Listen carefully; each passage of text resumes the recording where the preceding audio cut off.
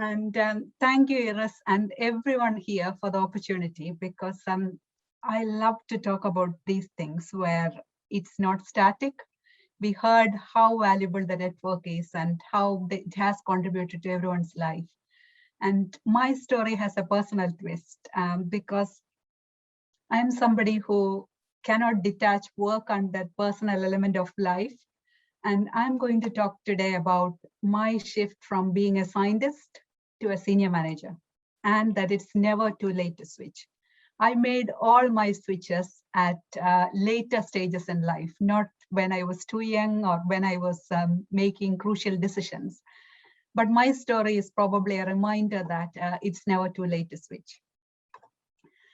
A very short introduction. I wouldn't encourage you to read all the small print, but essentially I'm from India and I came to the UK in 2002 to do my second master's.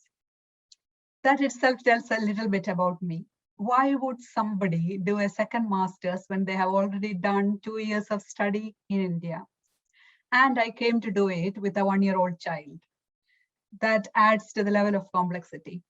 However, I have stayed here since then, and my journey has not been a straight line. So that's why I decided to choose a zigzag line instead of a straight line. And this slide is a summary of my journey up to Cranfield. Leaving you out of all the boring details, I'd pick up 1 or 2 specifics out of this, which were sort of life-changing. And one was I got a Commonwealth scholarship to come to the UK, because at my age, when people, would have settled for a job, had a family, had a small child, they would stay back and buy a house or stay in India. Instead, I decided to take a big leap of faith to an unknown country to do further studies. That was one major decision, and my family stuck with it. So I was fortunate in that respect that everybody allowed me to do that from a very conservative society.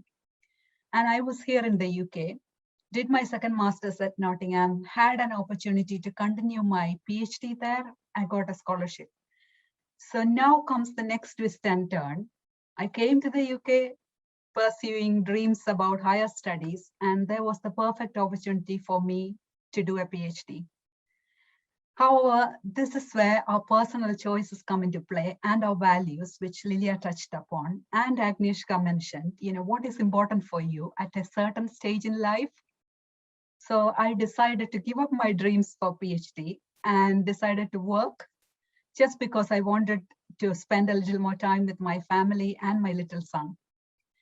And next comes the twist. I worked at the University of York for another 5 years, working on wonderful projects. But as always, it was contract jobs, which means after every 1 year or 2 years, you'll have to think of the next project. Those of you who are working in the science field, this might sound very familiar. You never have time to actually think, okay, I've got here. We always have to think about what next. The next grant, the next project, the next funding source, whatever. And that's when I met the wonderful lady, Otterlyn Lisa, who was working in biology department in the university. And I decided to do a PhD with her, and after a gap. I took a step back from studies because my son was 1 year old and he was young and all of it. But some people make mistakes again. So I did a PhD when my daughter was 1. So don't ask me what made me take that decision. But having a wonderful supervisor makes a huge difference to what we do. So she, I was surprised when I saw Lilia's quote, because I had exactly picked up another quote from Otterlyn about diversity, not just in research. She was mentioning that research needs diversity, and that adds that enrichment, that values that we all can bring together. And she is somebody who is true to that. She gave me opportunities. I was not a typical student who came from undergrad studies to master's to do a PhD. I had 2 children. I had been running around like a headless chicken most of the time because I had a school pickup to do, I had lab experiments to do, and I worked with plants. They never stopped growing. So, but having that flexibility, that was which gave me a time, space, and capability to do that PhD, and that was a life changer. not something which people would take on. There were huge risks associated with it. But two of our publications that I have mentioned here might be inspirations to those of you who are young, who are thinking whether it's possible to manage all of this. Can you be a parent? Can you be a carer? Can you have other responsibilities and yet be a scientist? Yes, it is possible. It is hard work, but it is possible. Now, I spoke about personal choices. This is where we all can make our choices. If you look at the slide, the picture on the right, these are all equally important. We need a work, we need a job.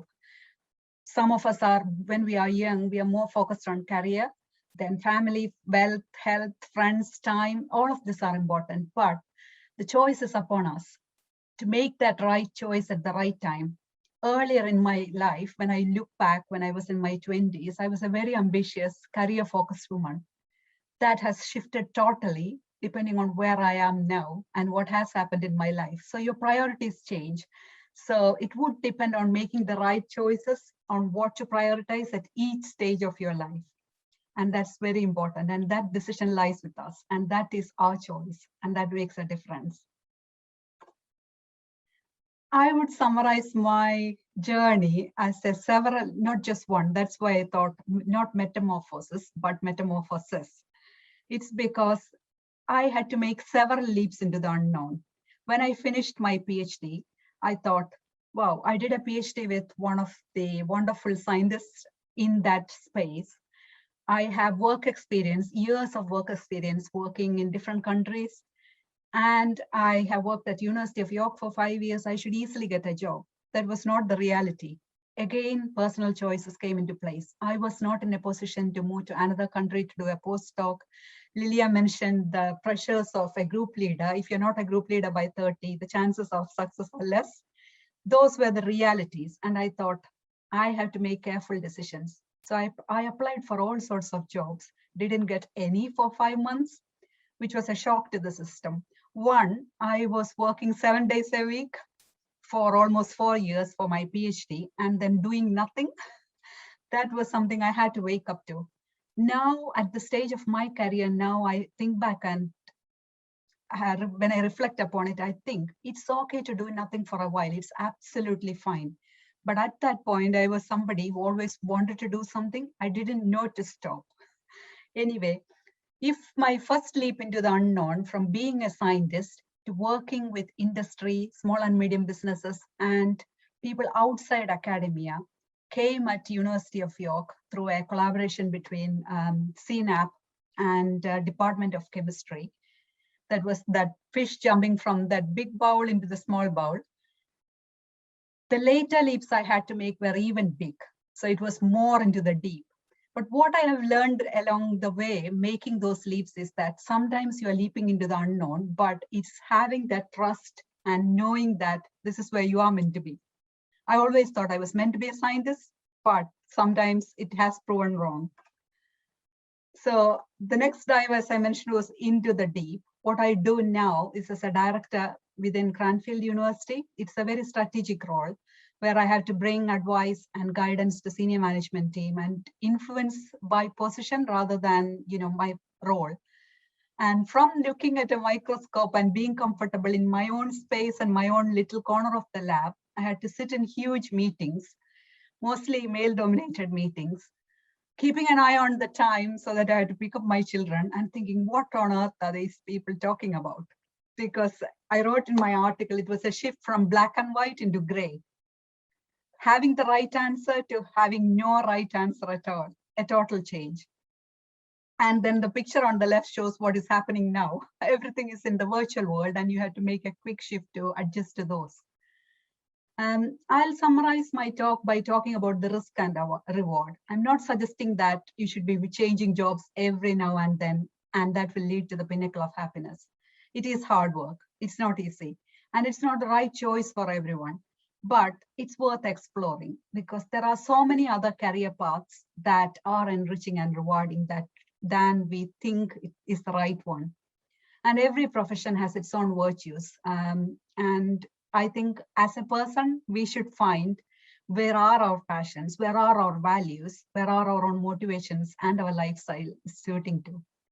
And every assignment, every work, whatever we are doing, there will be tedious parts, there will be insecurities, which are unavoidable. But if we look at the positives, that's what keeps me going. At the end of the day, some days I just wake up in the morning thinking, I'm glad to have a job. There are so many people who don't. That summarizes it all. And I think the important part is finding passion in what you do. When I was a scientist, I was really passionate about trying to solve the little problems in lab. Whereas in what I do now, it makes me happy if I can do something for others and make it slightly better for others. What is success? I think the iceberg illusion explains it all. People see only the smiling faces and the happiness and the title and what goes, above the sea level. Whereas there's a lot of hard work, a lot of failures, a lot of tears, a lot of hesitations, whether we need to do this or not. Have I done the right thing? Is this the right choice? Which remains under the surface. We might be paddling frantically under the surface, but might be floating on the top. So the article Metamorphosis, if you want to read a little bit more about reinventing oneself throughout your career.